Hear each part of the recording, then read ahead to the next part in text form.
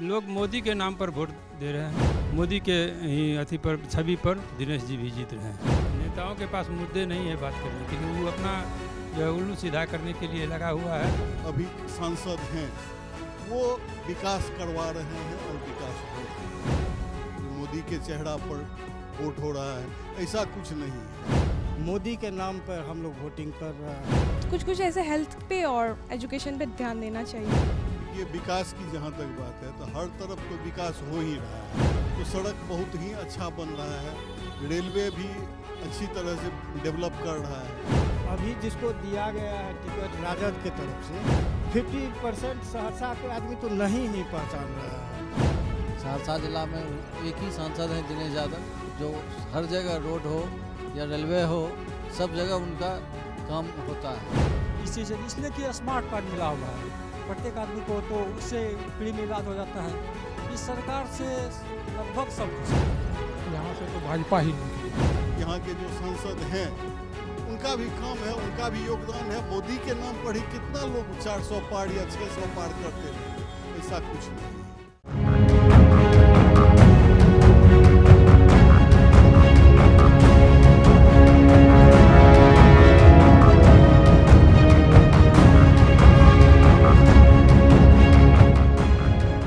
आस्था लोक hospital present capital TV Bihar का बादशाह इन एसोसिएशन विद पीआरवी मसाले।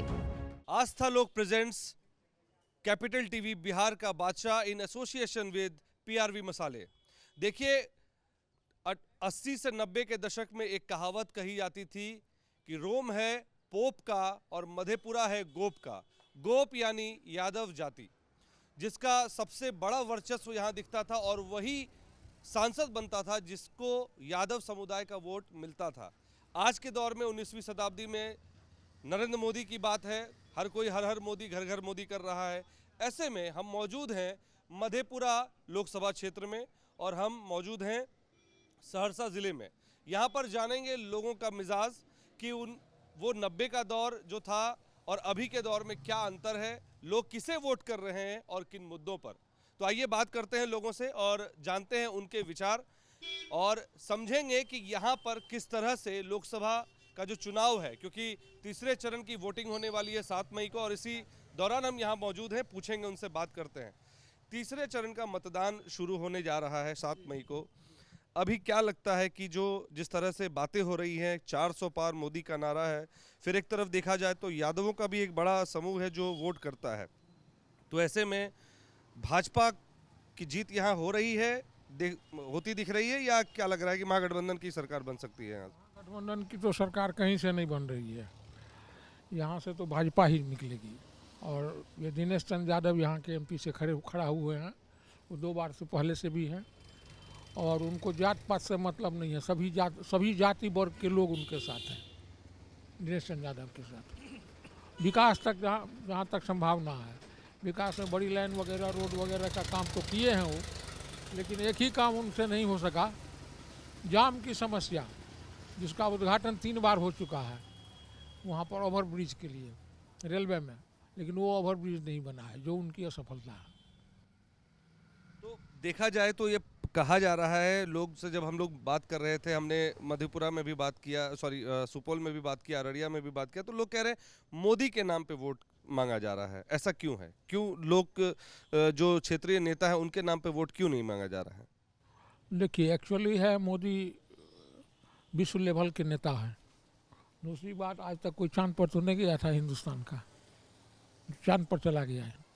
तीसरी बात है, जो बहुत ही शालीन भी हैं और भ्रष्टाचार के विरोध में हैं, जो सबसे बड़ा बीमारी है हिंदुस्तान का, बिहार का कहिए, हिंदुस्तान का कहिए, सबसे बड़ा विरोध है भ्रष्टाचार का। भ्रष्टाचारियों ही खा गया, उसके विरोध में वो है।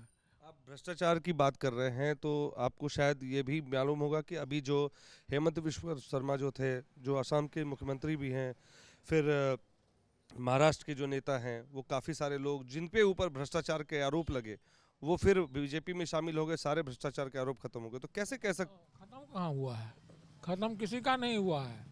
सब भ्रष्टाचारी को जाना होगा जेल, चाहे वो जिस पार्टी में हो।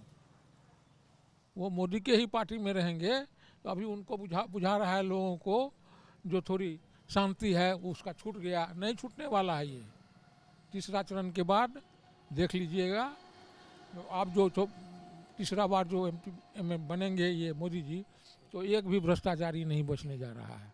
और ये गठबंधन जो है ये भ्रष्टाचारियों का गठबंधन है। कहिए कौन है गठबंधन में जो भ्रष्टाचारी का जिसको ठप्पा नहीं लगा हुआ है? अरे लालू यादव 100 परिवार जेल के फाटक पर हैं, ये है जेल के फाटक पर जितने हैं करीब करीब इसमें, वो सभी तो भ्रष्टाचारी ही हैं। सबके यहाँ आज भी रुपया धराया है 2 करोड़, किसी के यहाँ छापा पड़ा, रोज छापा पड़ रहा है, रोज कर रहा है। लेकिन अब लोग अपना बचाव के लिए मान के चलिए जो बीजेपी में घुस रहा है, घुसने से क्या होगा, ये को नहीं छूटेगा। ये आप मान रहे हैं कि बीजेपी में जा रहे हैं लोग तो उनके ऊपर आरोप खत्म हो जा रहे हैं, जैसा आपने अभी कहा? खत्म नहीं हो रहा है, तत्काल के लिए उनको रिलीफ बुझा रहा है, लेकिन भ्रष्टाचारी नहीं बचेगा मोदी के राज में। बाद में उसके ऊपर अगर कार्रवाई होगी, जो एक्शन है वो होगा ही, ये मान के चलिए। आप भी देखिएगा भ्रष्टाचारी नहीं बचने जा रहे हैं कोई। 400 पार के नारे के साथ जिस तरह से बीजेपी के लोग आगे बढ़ रहे हैं, यहाँ पर ज़मीनी स्तर पर बात करें तो क्या लग रहा है कि जो 400 पार का नारा दे रहे हैं वो वाकई में यहाँ के लोगों के विकास के ऊपर वो 400 पार का नारा है? देखिए, विकास की जहाँ तक बात है तो हर तरफ तो विकास हो ही रहा है। बिहार में अगर सड़क की बात की जाए तो सड़क बहुत ही अच्छा बन रहा है, रेलवे भी अच्छी तरह से डेवलप कर रहा है। साथ ही एक ही प्रॉब्लम है, सहरसा की बात मैं कर रहा हूँ, यहाँ ओवरब्रिज की समस्या है जो कि विगत 25 सालों से उस समस्या का दंश जो है बिहार सहरसा के लोग झेल रहे हैं, जिस पर कोई भी एमएलए या एमपी कुछ नहीं कर पाए हैं। केवल शिलान्यास होता है, काम शुरू होता है, थोड़ा बहुत मिट्टी का जांच हुआ और फिर वो ठंडे बस्ते में पड़ जा रहा है। लेकिन यहाँ के जो अभी सांसद हैं वो विकास करवा रहे हैं और विकास हो रहा है। जहाँ तक बात है कि मोदी जी के सवाल पर, जो मोदी के चेहरा पर वोट हो रहा है, ऐसा कुछ नहीं है, ऐसा कुछ नहीं है। लोग अपने अपने स्तर से अपना अपना मेंटलिटी को उजागर करते हैं कि मोदी का चेहरा, या यहाँ के जो सांसद हैं उनका भी काम है, उनका भी योगदान है। मोदी के नाम पर ही कितना लोग 400 पार या 600 पार करते रहेंगे, ऐसा कुछ नहीं है। अगर मधेपुरा की बात करें तो सबसे बड़ी जो समस्या है वो इस क्षेत्र की वो है बाढ़ की समस्या, जो डूब क्षेत्र माना जाता है। जब भी बाढ़ आती है तो कहीं ना कहीं ये क्षेत्र जो पूरा डूबा हुआ आता है, उसका कोई परमानेंट सॉल्यूशन कोई दे नहीं पाया, इतने साल हो गए। आप लोग को क्या लगता है कि इस पे क्या होना चाहिए? दिनेश यादव सांसद में भी बात उठाते हैं और इस पे काम भी हो रही है। बात तो सभी जो भी यहाँ से जीत कर गए, चाहे वो पप्पू यादव हो, चाहे वो शरद यादव हो, चाहे और भी लोग जो जीत कर यहाँ से गए, रंजीता रंजन हो, लेकिन बात उठाने से प्रॉब्लम तो सॉल्व नहीं हो रही है। उस पर क्या बोलेंगे, क्यों नहीं हो रही है, कहाँ लग रहा है, कहाँ दिक्कत आ रही है? ये तो यहाँ से जो भी प्रतिनिधि बन के जाते हैं उनका काम है जो समस्या का समाधान होना चाहिए। जहाँ तक दिनेश यादव की बात है, सहरसा जिला में एक ही सांसद हैं दिनेश यादव, जो हर जगह रोड हो या रेलवे हो सब जगह उनका काम होता है, और वही सांसद हैं जो सब जगह बात उठाते हैं समस्या का और काम भी करवाते हैं। इस बार देखा गया पूरे बिहार में जो वोटिंग परसेंटेज हुआ, कहीं 64% हुआ तो कहीं 40% भी वोटिंग हुए। ये जो इतने कम परसेंटेज में वोटिंग हुई, ये क्या दिखा रहा है? लोग कह रहे हैं कि मोदी का कोई मैजिक नहीं चल रहा है, लोग नाराज है इसलिए वोट नहीं कर रहे हैं। आप इसको कैसे देखते हैं? नहीं, सबसे पहले बात तो मैं आपकी बात को काटूंगा कि रोम है पोप का, मधेपुरा है गोप का। और मेरा मानना है कि लोकसभा चुनाव जो है सो स्थानीय मुद्दा पर लड़ा ही नहीं जाता है, वो ऑलरेडी ओवरऑल इंडिया के बेस पे है, और विधानसभा चुनाव और स्थानीय चुनाव जो है सो लोकल मुद्दे पे है।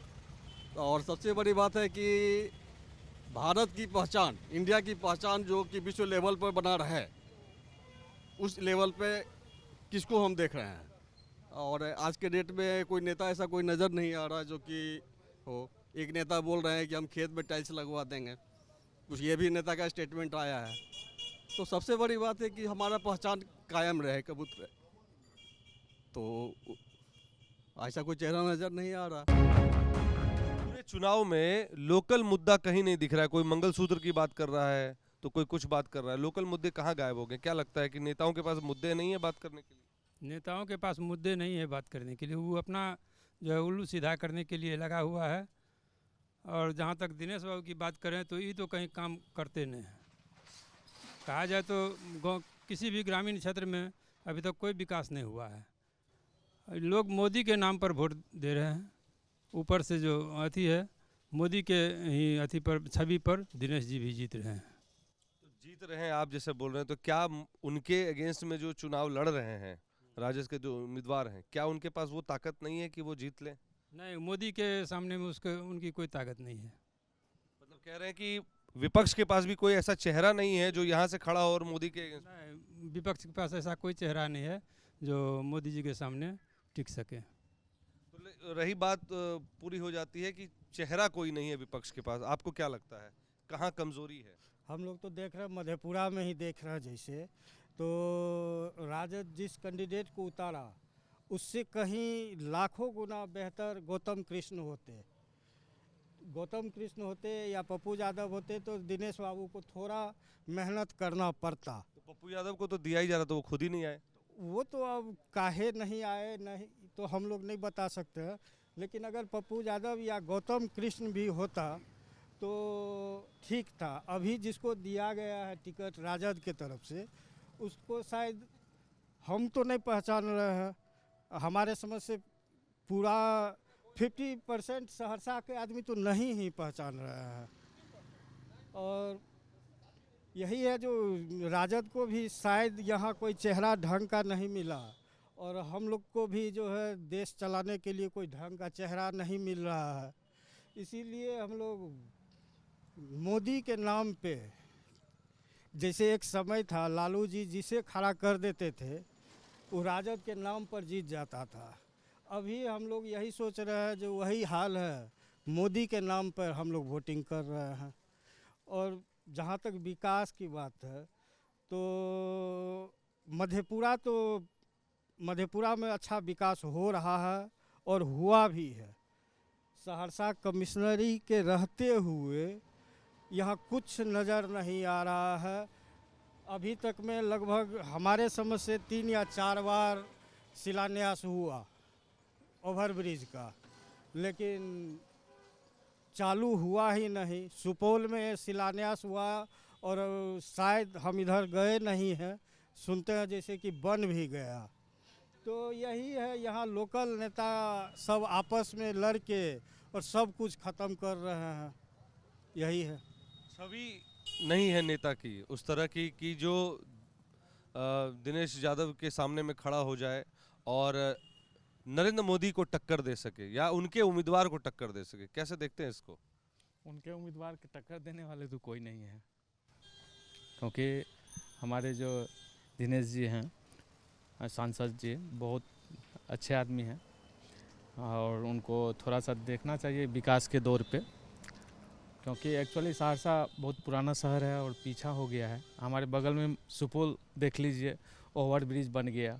सहरसा में ओवर ब्रिज शिलान्यास 3 बार हो चुके, अभी तक शिलान्यास नहीं हुआ है।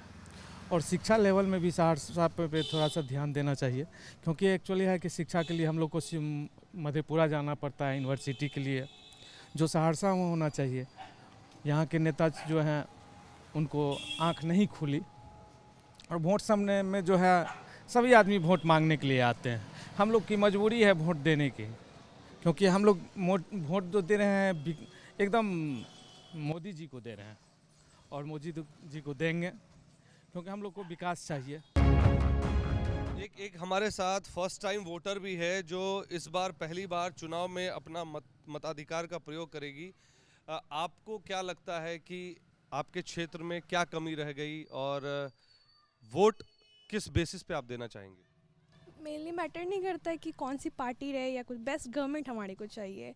मेनली हेल्थ पे और एजुकेशन पे। हमारी सिटी में कोई भी यूनिवर्सिटी ही नहीं है, सारी कॉलेज एफिलेटेड है मधेपुरा की यूनिवर्सिटी से। और हम लोग बाहर जा रहे हैं पढ़ने के लिए, तो यहाँ पे कुछ ऐसी फैसिलिटीज़ नहीं है जो कि, इसलिए फैसिलिटीज़ ऑब्वियस तो ही ना जा रहे हैं बाहर कोई भी पढ़ने के लिए। तो कुछ ऐसे हेल्थ पे और एजुकेशन पे ध्यान देना चाहिए। देखिए हमारे भाई साहब साथ में हैं, उनसे पूछते हैं कि आपको मैं देख रहा हूँ आप अस्वस्थ हैं, तो नहीं है, एक्सीडेंट कर गए, तो ये एक्सीडेंट होने के बाद जिस तरह की प्राथमिक उपचार आपको मिलनी चाहिए, क्या आप उससे संतुष्ट हैं? जो मैं लोकसभा के एंगल से ये सवाल कर रहा हूँ कि जब आप इलाज कराने गए होंगे तो क्या सुविधाएं उस तरह की थी जो होनी चाहिए? जी बिल्कुल असहमत है इस चीज़ से, इसलिए कि स्मार्ट कार्ड मिला हुआ है प्रत्येक आदमी को, तो उससे फ्री में इलाज हो जाता है। इस सरकार से लगभग सब खुश है, एनडीए की सरकार से आज तक, क्योंकि 90 का दशक भी हम लोग देखे हुए हैं और आज भी देख रहे हैं। लोग जिसको दिखाई नहीं दे रहा कि विकास नहीं हुआ है, विकास तो सब देख रहा है। आप मानते हैं विकास हुआ है? कुल विकास मानते हैं विकास हुआ है। देखा आपने अभी तक जो बातें निकल कर आई, कई सारे मुद्दे रहे, कुछ कुछ नाराजगियां थी, लेकिन माना यह जा रहा है कि दिनेश चंद्र यादव की अभी तक जो हमने आपको अपने सर्वे में दिखाया या अपने खबर के माध्यम से दिखा रहे हैं, अपनी उन्होंने पकड़ बनाई हुई है। कुछ लोगों की निराशा है कि यहाँ का जो ओवरब्रिज, जो सबसे बड़ा दुख झेल रही है, जो सहरसा की जनता एक दंश की तरह उसको झेल रही है, और अरसों से इस बात को की चर्चा है कि उसके शिलान्यास हो जा रहा है, लेकिन फिर बाद में उसका कुछ डेवलपमेंट नहीं हो रहा, उसमें कोई खास प्रगति नहीं दिख रही है। और दूसरी जो सबसे बड़ी बात कि शिक्षा और स्वास्थ्य एक बड़ा मुद्दा है इस क्षेत्र का, क्योंकि देखिए बाढ़ की वजह से भी कई बार इस क्षेत्र में बहुत सारी बीमारियाँ हो जाती हैं, जिसकी वजह से जो बीमारियां फैल जाती है, जिसकी वजह से लोगों को काफ़ी दिक्कत का सामना करना पड़ता है। हालांकि मधेपुरा में एक बड़ा मेडिकल कॉलेज भी है, बावजूद इसके लोगों का कहना है कि जो क्षेत्र लेवल पे या जो ब्लॉक लेवल पे जो स्वास्थ्य सेवाएं होनी चाहिए वो नहीं है। आप देख रहे हैं कैपिटल टीवी। आपको बता दें कि इस प्रोग्राम को स्पॉन्सर किया है आस्था लोक हॉस्पिटल पटना ने इन एसोसिएशन विद पीआरवी मसाले। आपको ये खबर कैसी लगी कमेंट करके हमें ज़रूर बताएं। मैं कैमरा पर्सन विकास के साथ कुमार अभिषेक, कैपिटल टीवी, सहरसा।